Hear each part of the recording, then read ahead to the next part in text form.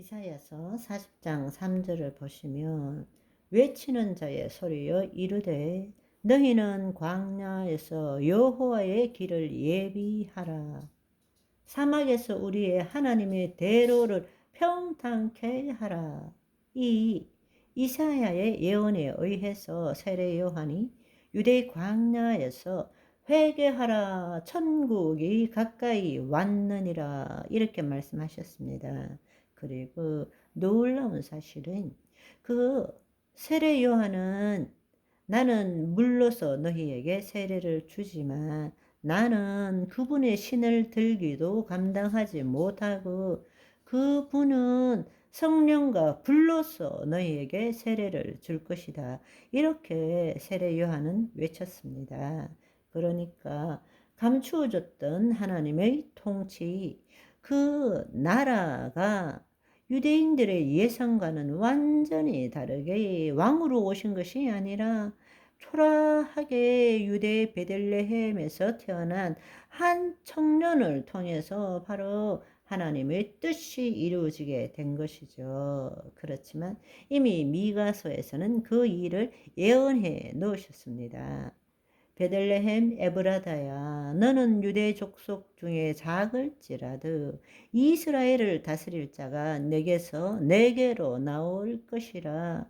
그의 군보는 상고에 영원에 있느니라. 영원 전부터 계셨던 분이라는 것입니다. 아멘. 그래서 우리가 이제는 성경을 통해서 사복음서를 통해서 예수님에 대해서 우리는 알게 되죠.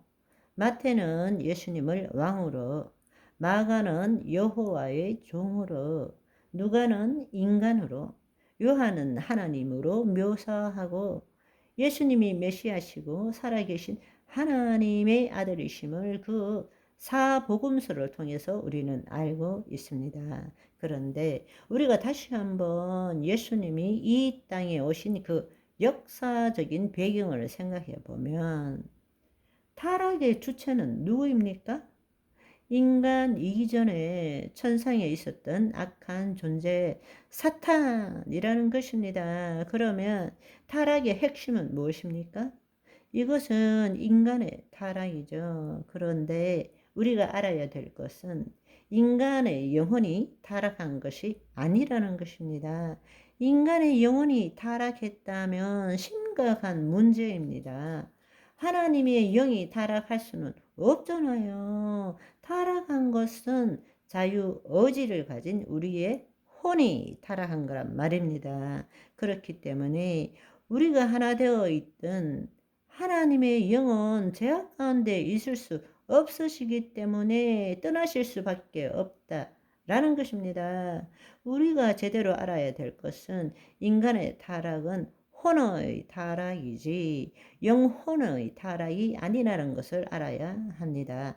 타락의 결과로서 하나님의 영이 떠난 것입니다. 그래서 나의 영은 원래의 기능을 상실하고 혼이 자신의 소견에 옳은 대로 자기 생각에 종이 된 것입니다.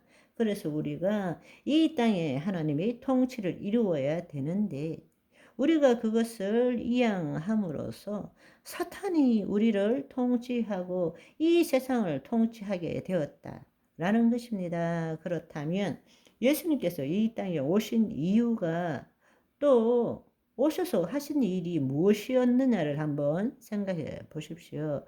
이 사탄이 통치하는 나라의 성육신에서 인자로 오신 예수님께서 이 땅에서 보여주시고 해야 하실 일이 무엇이었겠느냐라는 것입니다. 결국 그것은 뭔가 하면 첫째 아담의 혼이 타락함으로 하나님의 영이 떠난 것을 이제는 인자로서 우리와 똑같은 성정을 가진 그러나 죄는 없으신 인자로서 우리에게 다시금 하나님의 통치 안에 들어가는 하나님의 자녀가 되도록 하시는 거잖아요. 그렇게 하기 위해서는 먼저 예수님께서 하나님의 통치를 경험하는 것을 우리에게 보여주시는 거란 말입니다. 그래서 세례를 받음으로써 첫째 아담과 동일한 조건과 상태로 가서 주의 말씀을 이루는 것이죠. 그것을 위해서 하나님의 영이 임해야 한다라는 것입니다. 그리고 자신 안에 하나님의 나라가 이루어진 것을 보여줘야 하는 것이죠. 다른 말로 하나님의 영에 온전히 인도함을 받는 삶, 하나님의 통치함을 받는 삶을 보여주는 것이죠. 그리고 마지막 아담으로서 하나님께서 계획하신 하나님의 통치를 나타내는 삶을 살면서 마귀가 통치하는 나라에서 마귀의 일을 무력화시키는 것을 보여줘야 되는 것입니다. 그리고 예수 그리스도를 믿는 모든 자들에게 하나님의 영이 임하도록 함으로써 자신 안에 있는 하나님의 나라가 예수 그리스도를 믿는 모든 자들에게 임하도록 하고 그들도 예수님처럼 하나님 자녀의 삶을 살도록 하는 것입니다. 아멘. 그렇습니다. 그런데 이것을 마태나 마가복음은 첫 출발이 뭔가 하면 예수님께서 회개하라 하나님 나라가 가까이 왔다. 회개하고 하나님 나라가 가까이 왔으니 회개하고 복음을 믿으라 라는 것부터 시작되었지만 사실은 누가복음은 예수님께서 공생의 사역을 처음 어떻게 시작하셨는지를 우리에게 정확하게 말해주고 있습니다. 누가는 예수님이 첫 선포를 나사렛 회당에서 설교하신 것으로부터 우리에게 정확하게 알려주고 있습니다. 예수님이 자신이 누구이시며 어떻게 하나님 나라의 복음을 전할 수 있게 되었는지에 대해서 말씀하고 있는 것입니다. 그게 바로 누가복음 4장 16절에서 21절의 말씀입니다.